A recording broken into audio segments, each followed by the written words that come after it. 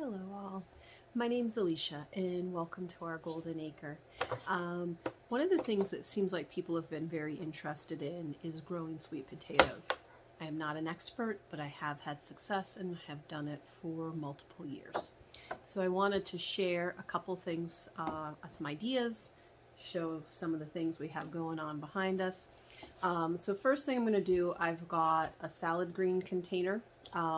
And what I did is I just cut some slits in the corner. So what I'm going to do is put some soil in that one. This one has no slits in it. And I'm going to water this soil in reasonably well. So a little awkward for the sake of the camera, but so I'm just going to pour some water in this. I'm going to let the water settle in while I'm talking, and then in a little bit we'll lay a sweet potato in it. So I want to give that a chance to let that soak in. So I've started sweet potato slips two ways. One is in water. Here is an example of one that's been going for a while. We've got some plants up here. We've got a ton of roots. Now something I did do, and it worked just fine. There was a spot that was starting to get soft, so I just cut that out, and you can see there's roots coming down through that now. So that handled that fine. So I think if you do get soft spots in your sweet potatoes, I think you can cut them out. So I've got a glass of water. I've got a couple toothpicks. And I've got a sweet potato from last year's harvest. Now I always kind of second guess myself which way this should go. I feel like it should go this way. We'll see if that works. So I'm just going to put a couple toothpicks in. This just holds it up out of the water. I'm going to hope that I didn't overfill this, and we're going to put that, oops, overfilled a little bit, but that's okay. And that's going to go in our window. Now, you can, whoops, oops. You can see behind me I've got multiple plants going on. I'm going to turn the camera around here to get a little bit better angle and take a look at some of these things here. Okay, so water soaked in some. So the nice thing about doing what I just did is I can just pick up this inner tray, put water in the bottom, and it will soak up in. Now, I have some really long, skinny sweet potatoes that I saved. These are kind of a pain to use because once you have them, like if you take the skin off, there's not a ton left to cook with. So I saved these specifically for starting sweet potato slips. So I'm just going to kind of bury this part way in the soil there.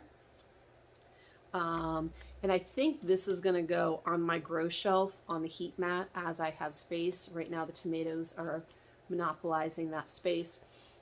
But I do want to get this warm and get some roots started in here. So this is one way that I've started sweet potato slips. This has worked. Hang on. So right now this is our sweet potato window. We've got things in multiple stages. And something that I have observed, let me move this out of the way. If you look, these were all started very similar times. This one's been in a while.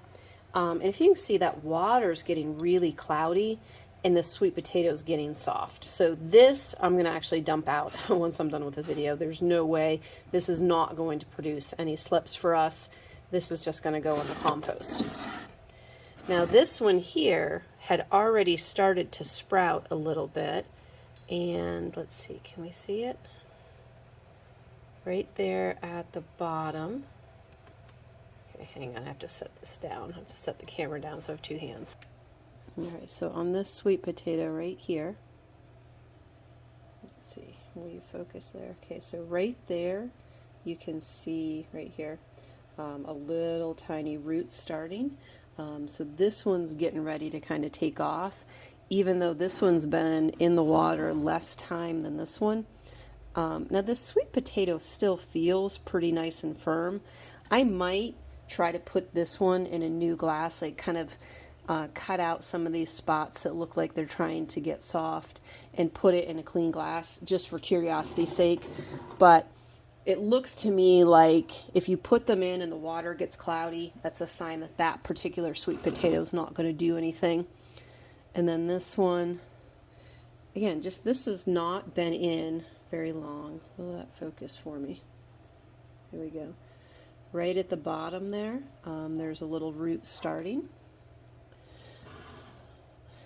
So, in water is way that I've started some every year that I have grown my own slips.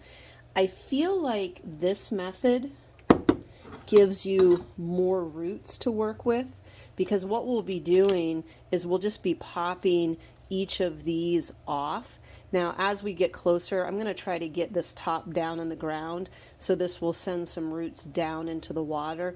For right now, this is fine, because we've got a lot of time yet. This is Western Pennsylvania. Sweet potatoes cannot handle any cold whatsoever, so these aren't going out until June.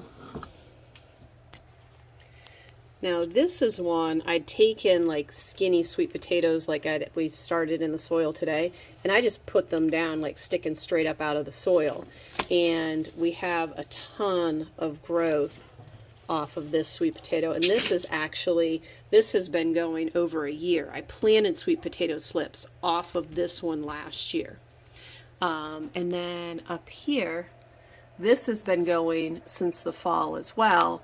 I planted a sweet potato in here, and I've actually needed to trim the greens on this many times to keep it from taking over the entire window. This is the first time I started sweet potatoes in the fall just to let them grow, so I'm not 100% sure what this is going to look like when I pull this out and try to take slips off, but this was an experiment. Interesting thing on this one, I planted this like later than the one I just showed. Now it started growing, and then the sweet potatoes started to rot. I'm actually going to throw this out, but I wanted to show you that. I just pulled the plant off the end of the sweet potato and stuck it down in the soil, and this was a while ago, and it's still growing, so we'll see. Now this is a second sweet potato that I put in here that's not starting to rot at all, but it hasn't done anything either, so I don't completely understand that. Now, I haven't ever tried, oops, falling on my tripod here. I haven't ever tried grocery store potatoes, sweet potatoes, because I've had some that we grew to start. So I'm not sure how that would do. I've seen videos of people saying they started sweet potato slips from grocery store sweet potatoes. I think you would need to try organic, because I think conventional or spray to keep them from sprouting. But it is a ton of fun to grow them. Now, we did have a bummer last year. 2 of our sweet potato beds, we had a family of voles living in, and they got to eat most of our sweet potatoes in those 2 beds, which was total bummer because we had some beautiful, absolutely beautiful sweet potatoes. I'm going to pause. I'm going to go grab a couple of them and show you. All right, it's a little while later. Had other things we had to deal with, but I wanted to show some of the sweet potatoes we still have left. So this one here, my daughter had a kick out of this one because it's shaped like a 7, and she, at the time of harvest, was 7 years old. So this is one of the sweet potatoes we grew last year. Now, this one would have been the biggest, I think, except for, as I mentioned, we had some voles that got into these. I mean, this is like the size of a butternut squash. So these can get massive, and these are typically thought of as more of a southern crop because they like heat. They have a longer growing season, but I've had good luck growing them here. I would have had a fantastic harvest this past year if it had not been for the voles being in those couple beds. So great thing to grow. It's my absolute, it's the most fun to harvest because it's kind of like getting presents, because like you don't know what's in the soil till you start digging around. So a little update on growing sweet potatoes in Western Pennsylvania. Thank you for joining us, and we'll see you in the next video.